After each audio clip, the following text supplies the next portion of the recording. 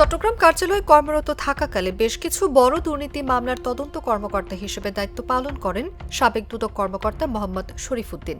এরপরই একাধিক মহলে রোষানলে পড়েন তিনি, এমনকি পরিবার সহ হত্যার হুমকিও পান তিনি। এক পর্যায়ে চাকরি থেকে অপসারণ করা হয় তাকে।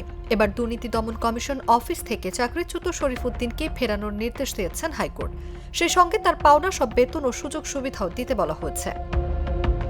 এই বিষয়ে জারি করা রুল নিষ্পত্তি করে বুধবার বিচারপতি রেজাউল হাসান ও বিচারপতি বিশ্বজিৎ দেবনাথের হাইকোর্ট বেঞ্চ এ রায় ঘোষণা করেন।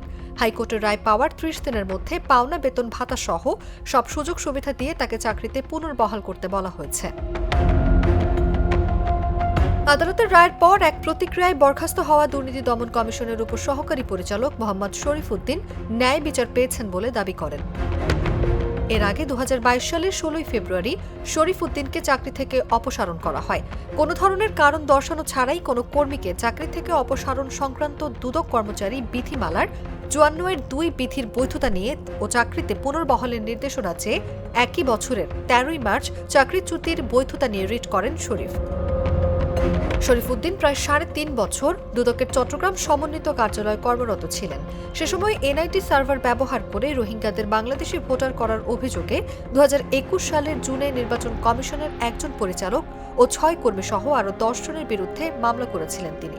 এই মামলার পরপরই ১৬ জুন তাকে চট্টগ্রাম থেকে পটুয়াখালীতে বদলি করা হয়। অনুভা বিশ্বাস, জাগো নিউজ। টাইলক্স টয়লেট ক্লিনার, যার অ্যান্টিব্যাকটেরিয়াল এজেন্ট টয়লেটের কোনায় কোনায় পৌঁছে ৯৯% জীবাণু ধ্বংস করে।